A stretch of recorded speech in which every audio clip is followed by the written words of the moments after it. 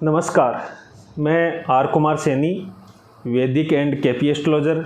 हाजिर हूँ मैं आपके साथ आज का ज्योतिषीय विषय लेके, जिसके अंदर आज मैं बात करूँगा कि विवाह के अंदर देरी क्यों होती है। और कई बार अपने आसपास देखते हैं कि तलाक तक हो जाता है, घरेलू तनाव है वो बहुत ज़्यादा बढ़ जाता है और आगे चल के वो तलाक के अंदर कन्वर्ट हो जाता है, कोर्ट कचहरी आदि की स्थिति उत्पन्न हो जाती है। तो मैं आपको कुंडली के माध्यम से वो समझाने का प्रयास करूँगा कि कुंडली के अंदर वो कौन से ग्रह योग होते हैं जो विवाह करवाने में सहायक है, और कौन से ग्रह जो हैं विवाह को तुड़वाने में या तलाक या विवाह विच्छेद करवाने में सहायक होते हैं। तो प्रस्तुत कुंडली है, इसके अंदर मेष लगन की ये कुंडली है, और मेष लगन हो चाहे कोई भी लगन हो, विवाह का कारक और स्त्री का जो कारक माना जाता है या पत्नी का जो कारक माना जाता है वो शुक्र ग्रह माना जाता है। और महिला की कुंडली के अंदर विवाह का जो कारक और पति का जो कारक माना जाता है वो मंगल ग्रह माना जाता है, और उसके अंदर गुरु का भी बेहतरीन योगदान होता है। यानी कि पुरुष की कुंडली के अंदर शुक्र ग्रह और महिला की कुंडली के अंदर मंगल और गुरु का योगदान विवाह करवाने में सहायक होता है। अब बात करते हैं विवाह विच्छेद की, क्योंकि मूल जो विषय है वो विवाह विच्छेद का ही है कि आखिर तलाक किस कारण होते हैं। कि अगर किसी कुंडली के अंदर विवाह का कारक शुक्र, यानी कोई पुरुष की कुंडली है और उसके अंदर विवाह का कारक बन जाता है शुक्र, और पत्नी और स्त्री का कारक भी होता है शुक्र। शुक्र अगर अपनी नीच राशि के अंदर, निर्बल अवस्था के अंदर या पीड़ित अवस्था के अंदर बैठा हो तो वैवाहिक जीवन के अंदर परेशानी उत्पन्न करता है। मान लो कि कुंडली के अंदर सप्तम भाव का स्वामी शुक्र बन रहा है, शुक्र यहाँ पे छठे भाव के अंदर कन्या राशि के अंदर स्थित हो जाए। कन्या राशि है वो शुक्र की नीच राशि मानी जाती है, और शुक्र अपनी नीच राशि में छठे भाव के अंदर स्थित है, और सप्तम भाव के अंदर कोई क्रूर ग्रह, जैसे क्रूर ग्रह मंगल, सूर्य, शनि, राहु, केतु स्थित हो जाए तो ये वैवाहिक जीवन के अंदर परेशानी उत्पन्न करने वाला योग बनता है, और परेशानियां इतनी बढ़ जाती है कि साथ निभाना मुश्किल हो जाता है, और अंत में बात है वो तलाक तक आके ख़त्म होती है। तो ये जो शुक्र की स्थिति है या कुंडली के अंदर जो योग बनता है ये वैवाहिक जीवन के अंदर खराब स्थिति उत्पन्न कर देता है।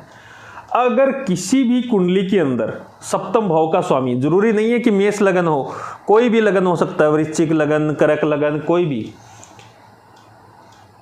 यानी कोई भी लगन हो, और उस लगन के अंदर सप्तम भाव का स्वामी, यानी जो लगन के जस्ट अपोजिट जो राशि होती है वो सप्तम भाव होता है, और सप्तम भाव है वो विवाह की राशि या विवाह का स्थान होता है। वैवाहिक जीवन के बारे में गणना है वो सप्तम भाव से की जाती है। तो किसी भी कुंडली के अंदर अगर सप्तम भाव का स्वामी अष्टम भाव के अंदर, 12वें स्थान के अंदर, द्वितीय स्थान के अंदर और छठे स्थान के अंदर और चतुर्थ स्थान के अंदर स्थित हो जाए, या उस सप्तमेश की राशि इन अष्टम, 12वें या छठे के अंदर या चतुर्थ भाव के अंदर अगर उसकी नीच राशि पड़ती हो और वो वहाँ पे स्थित हो जाए, और सूर्य, राहु, केतु या मंगल की इनके सप्तम भाव पे दृष्टि पड़ जाए, या ये सप्तम भाव के अंदर स्थित हो जाए, तो भी वैवाहिक जीवन के अंदर समस्या उत्पन्न कर देते हैं, और वो समस्या अगर गंभीर रूप ले लेती है तो निश्चित तौर पे विवाह टूटने तक नौबत आ जाती है। अब एक एग्जाम्पल और देता हूँ कि मान लो सप्तम भाव का स्वामी शनि बन रहा है, शनि चतुर्थ भाव के अंदर स्थित हो जाए और सप्तम भाव के अंदर सूर्य स्थित हो जाए, तो ये वैवाहिक जीवन के लिए अच्छा योग नहीं है। यानी इस स्थिति के अंदर है वैवाहिक जीवन है वो टूटने की कगार पे पहुंच जाता है। अगर कुंडली के अंदर शुक्र है वो सूर्य के साथ में स्थित हो, शनि के साथ में स्थित हो, मंगल या राहु केतु के साथ में स्थित हो जाए और शुक्र है वो सप्तमेश हो, सप्तम भाव, चतुर्थ भाव और द्वितीय भाव के अंदर कोई क्रूर ग्रह स्थित हो जाए, तो ये भी एक वैवाहिक विच्छेद या विवाह आदि टूटने वाला योग बन जाता है। और वैवाहिक जीवन के लिए सबसे जो खराब युति मानी जाती है वो मानी जाती है मंगल और शनि की। अगर किसी भी कुंडली के अंदर मंगल और शनि साथ में स्थित हो, चतुर्थ भाव के अंदर या द्वितीय भाव के अंदर या सप्तम भाव के अंदर स्थित हो या 12वें भाव के अंदर स्थित हो या लगन के अंदर स्थित हो जाए और सप्तमेश जो सप्तम भाव का स्वामी है वो राहु या केतु के साथ में स्थित हो जाए या अपनी नीच राशि के अंदर स्थित हो जाए, तो वैवाहिक जीवन के अंदर अलगाव की स्थिति बन जाती है और विवाह है वो टूटने के कगार पे पहुंच जाता है। अब एक एग्जांपल और देता हूं। मान लीजिए कि किसी की कुंडली के अंदर सूर्य है वो लगन के अंदर बैठा हुआ है, यानी सिंह लगन ही मान लो आप कि सिंह लगन के अंदर सूर्य लगन के अंदर बैठा हुआ है और शनि सप्तम के अंदर बैठा हुआ है। तो ये जो इनका सूर्य और शनि का दृष्टि संबंध बन रहा है लगन और सप्तम में बैठ के, ये भी एक वैवाहिक जीवन के अंदर खराब और टकराव वाली स्थिति उत्पन्न कर देते हैं। और अगर महादशा भी खराब फल देने वाली आ जाए तो वैवाहिक विच्छेद हो जाता है। अब किसी भी कुंडली के अंदर मान लो कि राहु सप्तम भाव के अंदर बैठा हुआ है, मंगल चतुर्थ भाव के अंदर बैठा हुआ है और सप्तमेश 12वें भाव के अंदर स्थित हो जाए, तो ये भी वैवाहिक जीवन के अंदर खराब स्थिति उत्पन्न कर देते हैं। ऐसे बहुत सारे दुर्योग होते हैं वैवाहिक जीवन के लिए जो वैवाहिक जीवन को अच्छा नहीं होने देते हैं। अगर शनि अकेला सप्तम भाव के अंदर स्थित हो जाए तो वैवाहिक जीवन है वो लेट शुरू होता है, यानी देरी से विवाह होता है और देरी से विवाह होने के बाद में भी वैवाहिक जीवन है वो स्थिर रहता है। स्थिर मतलब धीमा रहता है, जिसके वजह से भी वैवाहिक जीवन के अंदर प्रॉब्लम आ सकती है। किसी की कुंडली के अंदर अगर शनि और चंद्र का योग भी सप्तम भाव के अंदर बन जाए तो वैवाहिक जीवन के अंदर या वैवाहिक संबंधों के अंदर या वैवाहिक सुख के अंदर कमी कर देते हैं। वो कमी किसी भी प्रकार से हो सकती है। अगर अष्टम भाव का स्वामी सप्तम में स्थित हो जाए या 12वें भाव का स्वामी कोई क्रूर ग्रह होकर सप्तम में स्थित हो जाए या छठे भाव का स्वामी सप्तम में स्थित हो जाए और सप्तमेश छठे में, 8वें में और 12वें में चला जाए, तो भी ये वैवाहिक जीवन के लिए खराब स्थिति उत्पन्न कर देता है।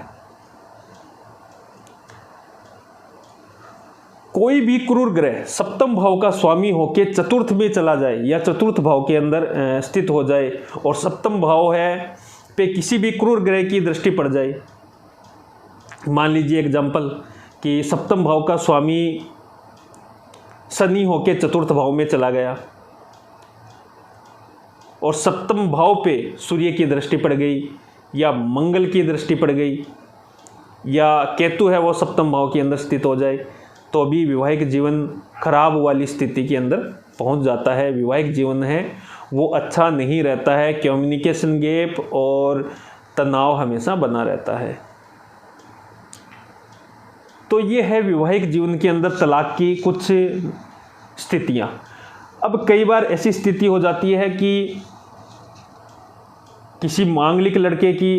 अमांगलिक लड़की से शादी हो जाती है या किसी मांगलिक लड़की की अमांगलिक लड़के से शादी हो जाती है। हालांकि मांगलिक होना बुरी बात नहीं है, लेकिन ये डिपेंड करता है इस बात पे कि मंगल केंद्र का स्वामी है या त्रिकोण का स्वामी है। मंगल अगर केंद्र या त्रिकोण का स्वामी हो तो वैवाहिक जीवन के अंदर कोई प्रॉब्लम नहीं है। वहीं अगर मंगल है 7वें का 12वें का स्वामी हो या तीसरे का स्वामी हो, अष्टम का स्वामी हो, छठे का स्वामी हो, तो ये जो स्थिति अगर मंगल की बनती है, तब अगर मंगल ऐसी स्थिति के अंदर स्थित हो जाए जो मांगलिक दोष निर्माण करे, तो फिर वैवाहिक जीवन के अंदर प्रॉब्लम है। केंद्र का स्वामी और त्रिकोण का स्वामी अगर मंगल बने तो प्रॉब्लम न के बराबर होती है। उस मांगलिक लड़के की कुंडली से नहीं डरना चाहिए। और कुंडली के अंदर अगर मंगल नीच का भी हो तो भी कोई परेशानी नहीं है, बस पीड़ित नहीं होना चाहिए, यानी किसी क्रूर ग्रह के साथ में या क्रूर ग्रह की दृष्टि में नहीं होना चाहिए। मंगल सूर्य की युति कई बार कुंडली के अंदर वैवाहिक विच्छेद करवा देते हैं अगर दोनों में से कोई भी ग्रह सप्तम का या द्वितीय भाव का या चतुर्थ भाव का स्वामी हो। मंगल सूर्य, शनि मंगल, मंगल केतु, शुक्र राहु, शुक्र केतु, शुक्र मंगल, शुक्र शनि, मंगल और बुध वैवाहिक जीवन के लिए ये युतियाँ अच्छी नहीं मानी जाती। शनि चंद्र का योग है अगर हो तो भी वैवाहिक जीवन दिख जाता है या चलता रहता है, नहीं टूटता है, भले ही स्थिरता आ जाए वैवाहिक जीवन के अंदर। लेकिन ये जो स्थिति मैंने आपको बताई है, कुंडली के अंदर शुक्र का अच्छा होना या अच्छी स्थिति के अंदर होना बहुत ज़रूरी है। अगर शुक्र अच्छा नहीं है तो भोग, भौतिक और विलासिता भूल जाइए, वो सब लाइफ के अंदर फिर नगण्य हो गया। अगर शुक्र पीड़ित है, खराब अवस्था के अंदर है या खराब राशि के अंदर स्थित हो जाए। सप्तमेश का कन्या राशि के अंदर और वृश्चिक राशि के अंदर स्थित होना भी खराब स्थिति उत्पन्न कर देता है, चाहे वो किसी की कुंडली के अंदर भी हो। बुध अगर सप्तमेश होके वृश्चिक राशि के अंदर बैठे तो वैवाहिक जीवन के अंदर प्रॉब्लम करता है। ये वैवाहिक जीवन ही नहीं, ये जो मैंने योग बताई ये सिर्फ वैवाहिक जीवन के अंदर ही नहीं, व्यापार के अंदर भी परेशानी उत्पन्न करते हैं, क्योंकि सप्तम भाव से व्यापार और विवाह दोनों देखे जाते हैं। अपोजिट जो प्रतिद्वंदी होता है वो भी सप्तम भाव से देखा जाता है। तो इन सभी चीज़ों के अंदर ये वाले योग अगर बने तो परेशानियां उत्पन्न करते हैं।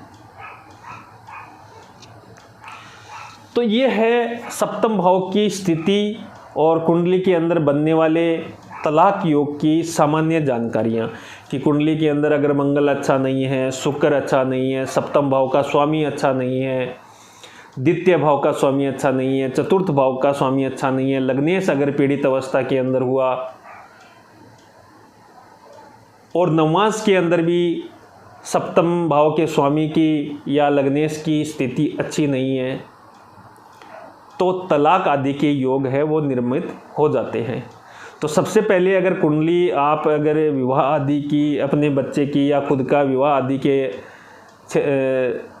अंदर जा रहे हैं या विवाह का आपका टाइम शुरू हो रहा है, तो अगर कुंडली मैच कर रहे हो तो सबसे पहले मंगल की स्थिति देखिए कि मंगल कैसा है,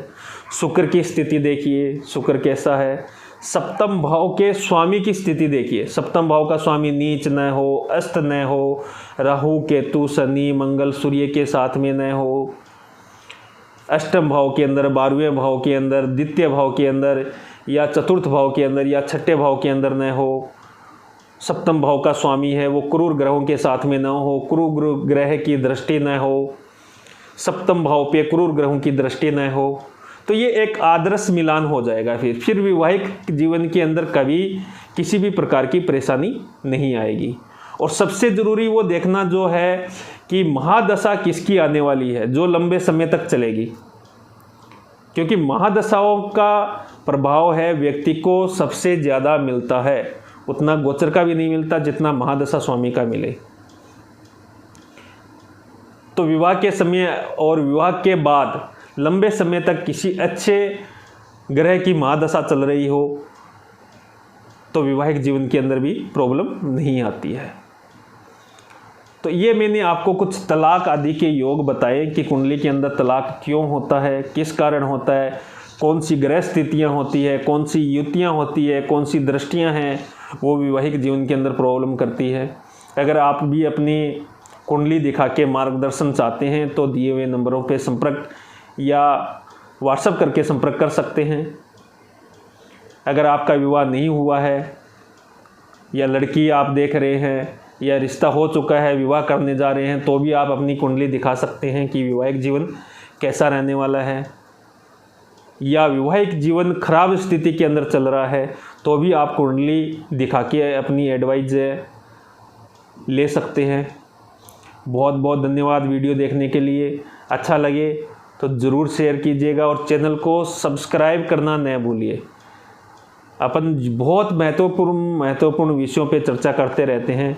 ज्योतिष की। ज्योतिष का नॉलेज भी मिलेगा आपको, ज्योतिष सीखने का मौका भी मिलेगा। आज के समय में हर किसी को ज्योतिष का नॉलेज होना बहुत ज़रूरी है। इसका कारण ये है कि अपना जब जन्म होता है ना, तब खगोल के अंदर जो ग्रह और नक्षत्र स्थिति बनती है, उस नक्षत्र ग्रह स्थिति का फल अपन को ताउम्र जिंदगी भर मिलता रहता है। अपना जीवन अपने जन्म के समय ही डिसाइड हो जाता है कि कब शादी होगी, कब बच्चे होंगे, कब घर बनेगा, कब ज़मीन खरीद होगी, कब व्हीकल खरीद होगा, कब शिक्षा होगी, कि शिक्षा कैसी रहेगी, अच्छी रहेगी या बुरी रहेगी, कौन से सेक्टर की शिक्षा होगी, कौन से सेक्टर के अंदर जॉब लगेगी, सरकारी करनी पड़ेगी या प्राइवेट करनी पड़ेगी, सरकारी है तो कौन से क्षेत्र के अंदर है, प्राइवेट है तो कौन से क्षेत्र के अंदर है, सब चीज़। कब बीमार होंगे, कब कर्ज ख़त्म होगा, कब